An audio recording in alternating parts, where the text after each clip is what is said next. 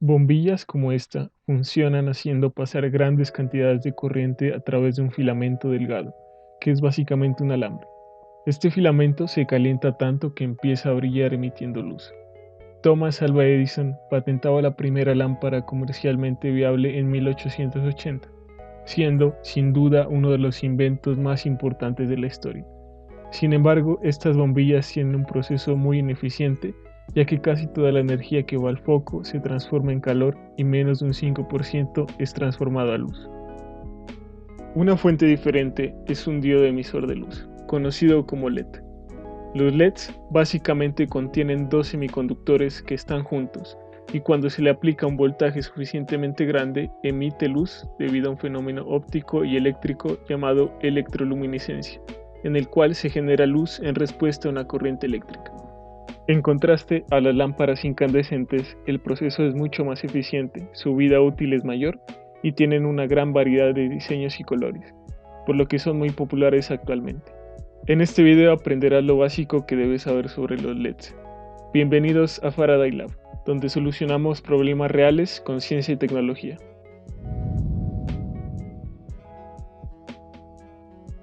Hay tres puntos importantes que necesitas conocer sobre los LEDs, que son la polaridad, el voltaje de operación y la máxima cantidad de corriente que soportan. Empecemos hablando sobre la polaridad.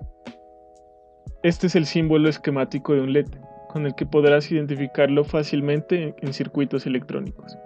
Observemos que tiene dos terminales, un ánodo y un cátodo, los cuales se abrevian como A y K respectivamente. El ánodo es el lado hacia donde convencionalmente el flujo de la corriente va a entrar. Aquí es donde conectas el lado positivo de la fuente de alimentación. La corriente convencional va a salir desde el cátodo, así que conectas el lado negativo de la fuente a este terminal.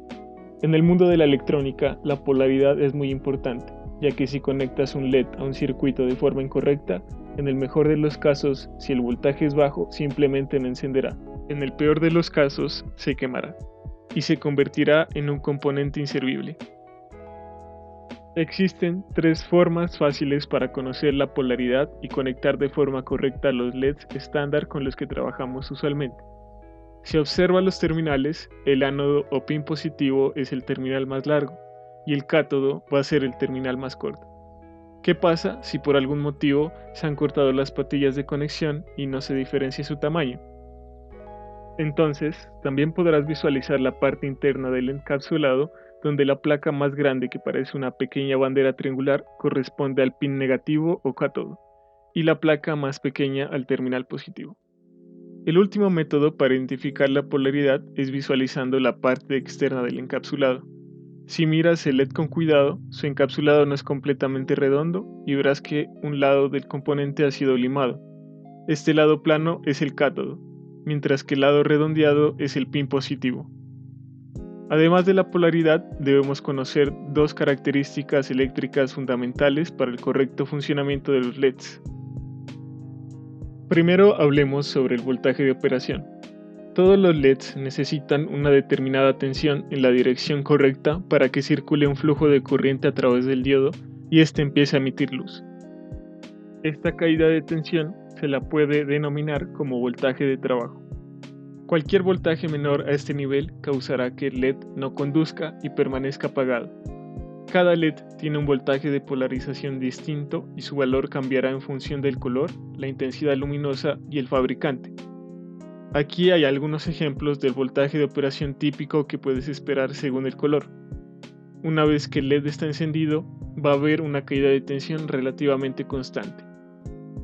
Este LED azul en particular tiene un voltaje de polarización de 2.48 a 3.7 voltios, así que necesitamos alrededor de 3 voltios para que se pueda apreciar su brillo.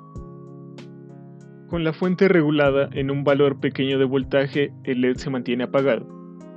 Cuando la fuente aumenta a 2 voltios, todavía no es suficiente para encenderlo, pero a medida que nos acercamos a 2.48 voltios, observamos cómo comienza a encenderse sutilmente, y al llegar a 3 voltios, nuestro LED azul alcanza su brillo máximo.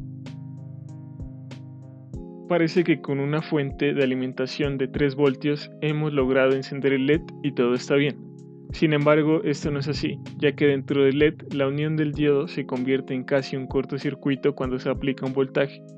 Este comportamiento significa que el LED podría tomar toda la corriente que pueda de la fuente, por lo que se está haciendo un cortocircuito en la batería.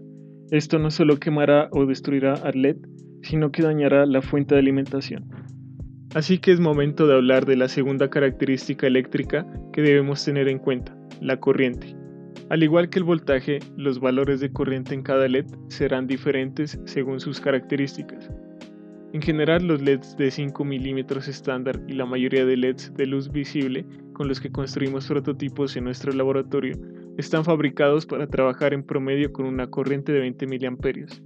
Como mencionamos, aplicar voltaje convierte al LED en un cortocircuito, tomando toda la corriente que la fuente permita.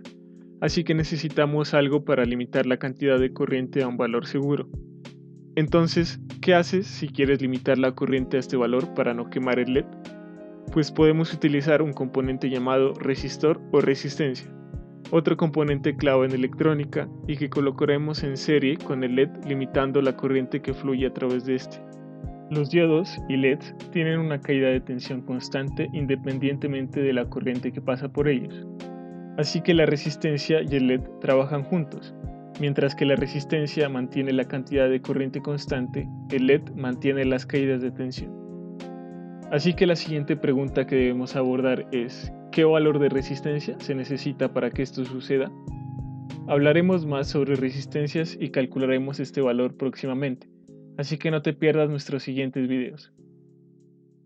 Suscríbete para aprender más sobre electrónica, robótica, fabricación digital e ingeniería. Y visita faradaycit.com para más ciencia y tecnología.